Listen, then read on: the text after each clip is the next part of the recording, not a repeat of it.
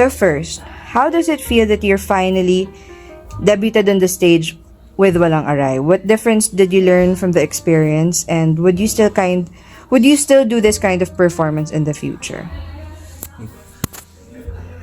I'd say the differences I've seen within myself and also Alexa, we both get better with each show and each run. Because Buhat bang po? no, legit.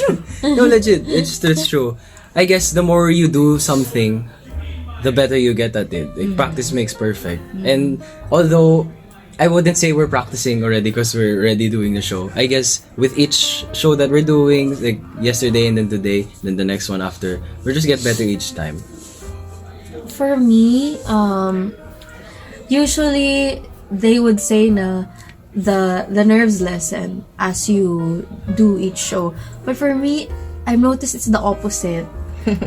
First show, I was calmer, and then the next show, nervous. And this show, I was more nervous. I feel like I get more nervous and more nervous. Possibly because I don't ever want to give the same show twice. I always want to think of other ways I can say a line, even though I know that it's not always going to be the same audience. I just want to know for myself that I'm not being complacent, and it's more of like added challenge to me to not like plateau or something. I just want to keep improving with what I do.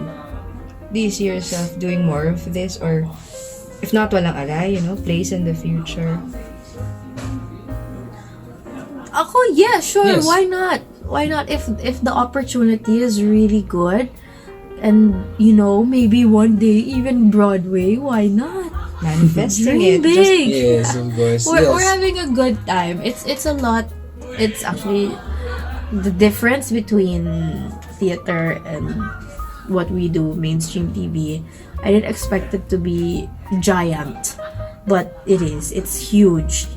But now that maybe I can say I'm slowly getting the hang of things, I would say, why not? I could do this again, especially if it's as good as Walang Aray. It's so fun to do, and it's amazing every show. I would. How about you, kids? Yeah, of course. This experience has improved my singing, my acting, and just actually I also lost weight doing this before Wow. before like in the first few rehearsals I was a bit heavy. I wouldn't say I was chubby, but I felt a bit heavy. But now as the show or as the rehearsals keep going, I feel much lighter, I feel much better, and it's I also get to express myself at the same time. Because it's such a physical Yeah, thing, right? it No? is. Very physical. You wouldn't think it's like Yeah. this, honestly. I never had the impression that theater is physical. I mean, I know it's physical, but I didn't expect na it would be somewhat. I was told someone put a heart rate monitor on a ensemble member, and then they saw your heart rate. It's like a football player's. Oh, wow. So I was like, oh damn, it's true. Yes, it is. I was so And you guys have surprised. quick changes din, di ba? Yes, I have a she has bajillion lot of changes changes. running up the stairs Oh, to the yeah. third floor in my heels. So I would say it's crazy. Yes. It's awesome. It's awesome. Did it ever occur to you that one day you'd be doing a stage production? I think you've answered this, but for the sake of this interview, maybe you can share a bit of that again. So what's the question po again? Sorry, did it ever Ever. occur to you that one day you'd do something like this? You shared this during the media launch. Yes, definitely. Manifesting it or Manifested. something. So while me and Alexa were still in the US, Direct Lauren wanted us to watch Moulin Rouge, which was our first musical that we And watched he together. said, "This is for your. This is research." for your research. I was like, okay, research for? Yeah. Anyways. No. I think for him it was more of like an investment. Because honestly, when we went to New York, only Derek Lauren was supposed to watch. Us kids, we did. Because we honestly, I feel so bad saying this, but we didn't want to spend money to watch theater. We had no clue about what it was, how it goes. Even though I did theater when I was a kid. But I was like, oh, mahal, ganyan. Oo. And I'm scared to spend money. Oo. But my goodness. So Derek Lauren was like, I think you guys need to watch this. I think it will be good for you. It's research. Consider it research. Para may ROI. So I was like, okay. So when we watched, my gosh, we were hooked. We watched a total of 3 plays. After Moulin Rouge, I was like, we watched Please, Phantom of the and Opera. Wicked, My Dream. Oh, wow. So that was crazy. It's like from 0 to 100 real quick. From not wanting to spend money to we finished all our money. Yeah. Aww. And on our Spotify playlist, we have like Every day From we then were on. obsessed. We were Yes, hooked we with were theater. hooked. Honestly. And when was this? Sorry for the reference. last year. 2000. August 2022. Yes, August. Yeah, 2022. Oh my gosh, just barely a year Yes, into... that's why it's crazy. When we just got home nga, like maybe... When were you asked? October? I don't know. Late October to November. Parang ganon, di ba? Opo. Late October. Yeah, November. And it Ganyan. took some time for us to It took some answer time. back. But even then, if it's August, parang less than 3 months after you watch those shows, Exactly. you get, Yeah. you know, It was crazy. We were all like, whoa, God listens. He really does. It really does. Or like, are we really good at manifesting things? Yes, I guess we are. Because I've had a lot of things I've said that turned into Realities. So they're calling me the queen of manifestation. Queen of manifestation. and when PETA approached Star Magic, we were very specific on you guys. Yes. So, yun Tell pa, me di ba? more. Interview mo. Ay, no, really. But just to add, we were doing the... Actually, it was marketing. It was marketing. One of your younger peers said, Katie Lex, just titignan naman yung pictures. One of our peers? Yeah, kami. Yung younger dun sa team namin. Gen Z. Katie Lex. Yes. Ooh! Tapos, we asked. like, Parang why us? we were like, can we get them? What are the chances they'd want to do this? Oh, Tapos Melvin had the friend, Sir Andoy. Yeah. Andoy Yes, asked. yes. And then we were like, just ask. When is he watching? Oo Oo nga. nga we will invite him. Sige. Definitely, yeah, definitely. Yes, So, yes. yun lang, parang, same thing, we were just manifesting. Parang, let's see, it's the big production of PETA after a pandemic. Parang, why not have somebody or, fresh faces here in the theater? And we said you guys. Thank And we you. were like, what are the chances? Pero, sige, why not ask? And then you guys did the same thing. Di ba? Parang, why not do theater? So, yeah, it's such a nice story. So, during the media night, what inspired you? What musical production inspired you? So you said yung Wicked and all of that, but is there any particular one? Would you say the Moulin Rouge Yeah, I would say. be Moulin Rouge, yes. that musical? Maybe. Moulin Rouge. Well, What is it about it? Maybe you can elaborate. Actually, it's pretty similar to this one. It's about The forbidden forbidden love. love. That's about this girl who can't be with this guy because of certain reasons. Death. Death. Same, because she has to marry rich. She has to Oh, marry yeah. rich, It's just the same. but the girl wants, even if she can't, she wants the other guy. Oh, yeah. Even if he's not rich, but she's happy with him. Yan. So it's very similar to this. But this one is, this one is just set in Spanish colonial times. Or in a way, even our photo shoot and some of the elements of it, parang Yeah, it's exactly. a bit The set is very- The part with the bulbs. Oh, Kind yeah. of Part with reminds the me of bulbs. the elephant in Moulin Rouge. Yeah, and the reddish Interesting. theme, and the reddish Although, theme of it. what I'm very proud to say is that we have original songs. Oh yeah, Yes. definitely. Although when this was pitched to us, they said we'd be like Moulin Rouge, a jukebox musical. True. So we were like, oh, okay, game.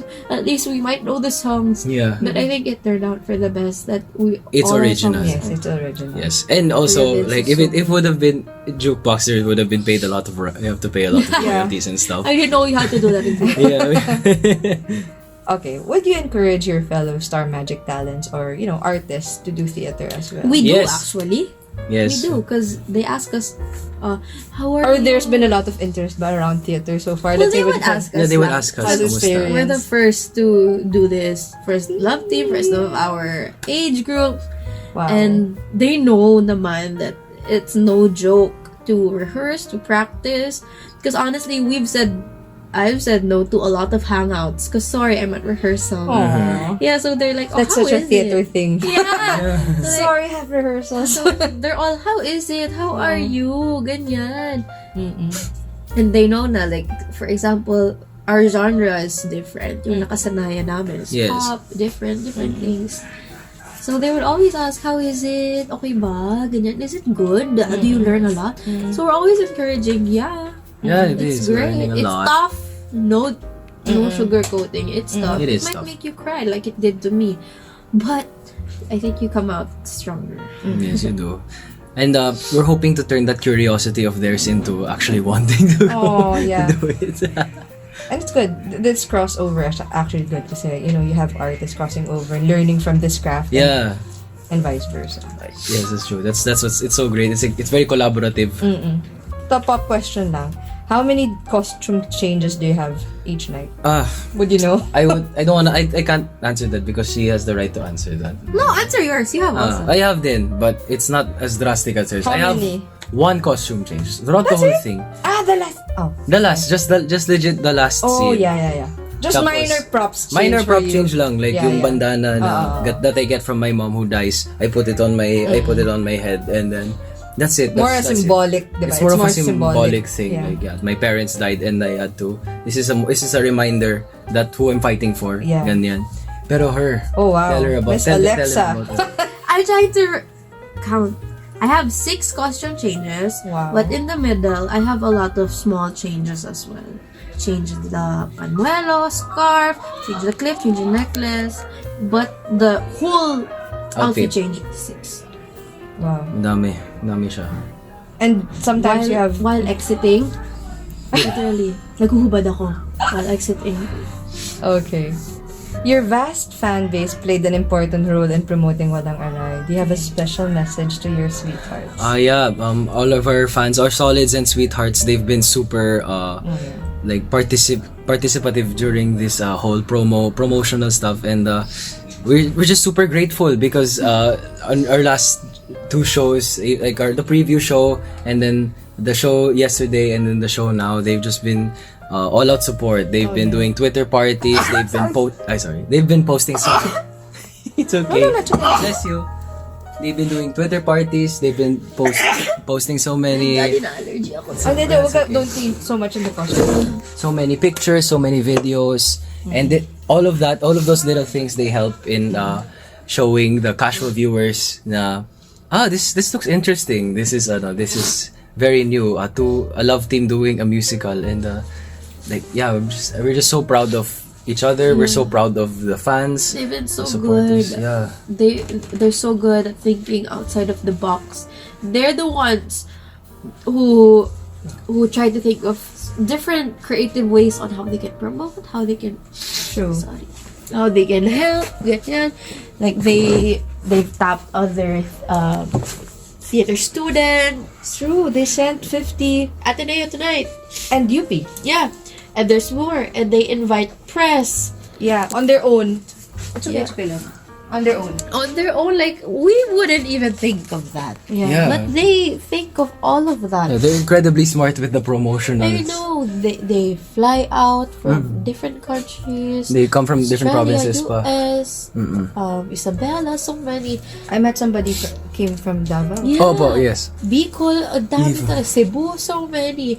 So, I guess, like what I said the other day, I've been trying to think of what to say because a lot has happened recently, and honestly, it hasn't really, di pa siya nag-sink in sa akin fully. And I've been trying to think of what to say, but I'm still so speechless with everything that's happened. So sabi ko, all I can say is just thank you, thank you, thank you. I can spend the rest of my life saying thank you, but I still don't think it will ever be enough. So just thank you talaga. Because I don't know why they do this for us. A lot of them are watching all the shows. And I appreciate them because they also watch Emnor's show. They're also gonna watch Shira's show. They really want to support not only us, but Yeah, they're supporting the whole PETA. PETA and Star Magic collab. It's just great. It's so good. And siguro, just to add to that, and what I've noticed seeing the audience, we have a lot of first-timers who would say, Yes. it's Yes, my first time in theater and this won't be the last time. So, I mean, you guys being here is also very symbolic because you're bringing your audience here. I'm sure there's some theater audiences na, Of course. who is now finding out, oh my gosh, this is K-Deluxe. Like the reviewer, some of them Yes. came in and said, sorry, who are they again? No offense, but you know, some of them, who are they again? Oh, they're KD Lex, and they come out, oh my God, those two kids. Yeah. Diba? So there's an audience coming here who maybe don't know you just yet, and there's an audience you bring to the theater who would be bitten by the theater bug forever. Yes. So, grabe. the goal. That's the goal of Star Magic. Beautiful, ang ganda ng yung buong thing happening because nga, you know, you're really bringing in these people, and for sure, beyond Walang Aray, they'd be going to the theater and really That's just good. appreciating it. Just like us. Yeah. We Yeah, got I know. hooked. We got Oo hooked. nga eh. Sana. That's what I read with one of the reviews. They said whoever thought of the tandem of Fred Housen PETA just today. and Star Magic is genius because it really works both ways. We're happy to be bringing in and at least educating a lot of young people, or not even young. We have lolas watching. Yeah. Yes. Whoever are have like it's their first time. All ages. Yeah, all ages. Who are missing out on the experience of watching theater, and on our side, a lot of people are getting to experience us Yes. as well. So Yes. it's great. It's a yes. Ayan, it's a and yes. Direct Lauren even said, of course, for the two of you, it's really the training as well, diba? Parang if you know, more artists can really cross over to the theater and see how it is. Okay.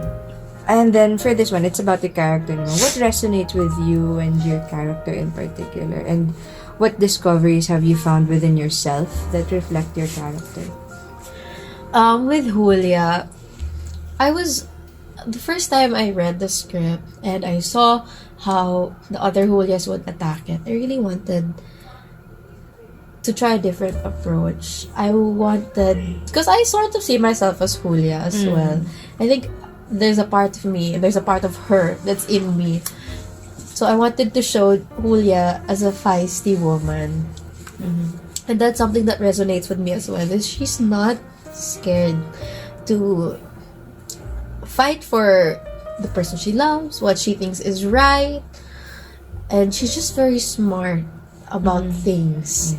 I don't know, I just love her. She's just such a fun character to play.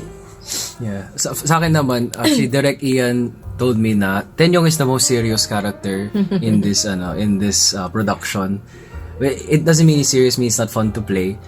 And the roles that I've been doing recently, I just did a movie and I did some series before. I didn't play the most confident characters. I never really played like the ideal leading man. But that's what Tenyong is supposed to be. Siya yung ideal talaga na leading man, super strong, outspoken, sure na ang ginagawa niya.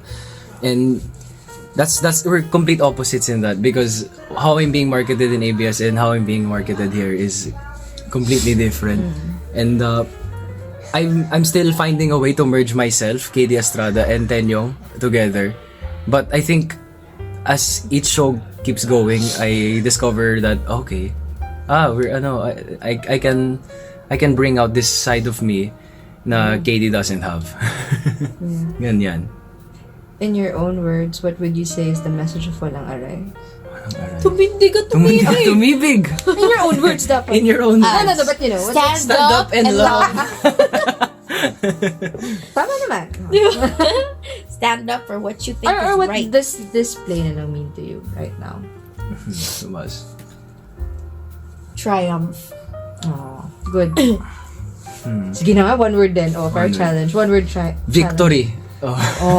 Synonym. Synonym. For the For the synonym. copy paste. I would say for me, freedom.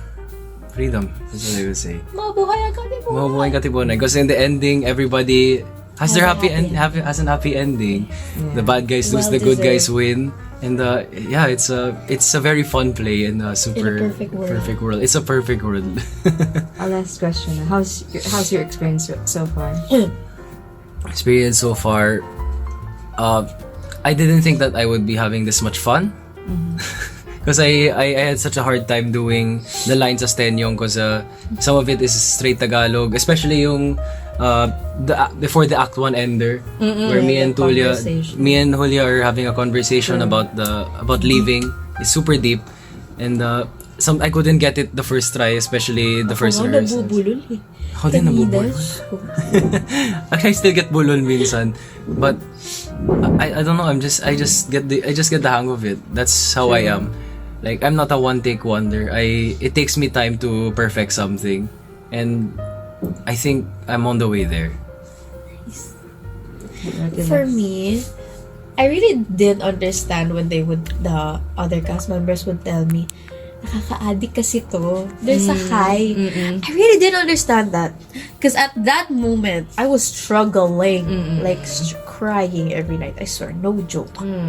I was having such a hard time. I said, this is not for me. I don't think I'm fit for this. I think they're all built different, maybe. I didn't understand why they love this so much. And why they spend all their time here, work so hard, and then they would always tell me, I promise, there's a certain high to it. You will understand. Nakaka-addict talaga. Okay, after my first show, I fully understand. I get it. I was like, oh, ito pala yun. Yeah. Once you get out that audience and you hear them cheer, or okay, fine, they don't cheer, but you make them laugh. I swear, it makes me feel like such a cool person. Yeah, same. Hey, I make them laugh. I'm funny. Without trying, diba? I don't know. It's just, it gives you a weird boost of serotonin. I don't understand. Yeah, The feeling after, when it's the curtain call, Hindi like, all clap. proud mother, like something like that. Yeah. And I understand why they are all so addicted to Yeah. Sayang nga you're missing the last part of it, which is usually there's a meet and greet, diba? When you I know. actually see people and, hear them and actually have a Yeah, hear them give. pero, this is the best we can do. But, yeah, that's true. Kasi kahit kami nung nakita rin namin kayo, I mean, seeing you guys during the rehearsals, but finally, during the curtain call, parang, oh my God, the whole thing transformed. Diba? It's different you, pag when may you watch us audience. sa rehearsal, Super different. especially me, you wouldn't think aabot ako sa opening night. Kasakit ako, lahat. Ang bilis ko magkasakit. So sabi ko, oh my God, I'm not built for this. Nah, it's a prank. I can. I can do it. You are built. I can do you're it. built for And you guys this. really so good. And you've been getting, like, really, really good reviews left and right. Thank you. It's the goal.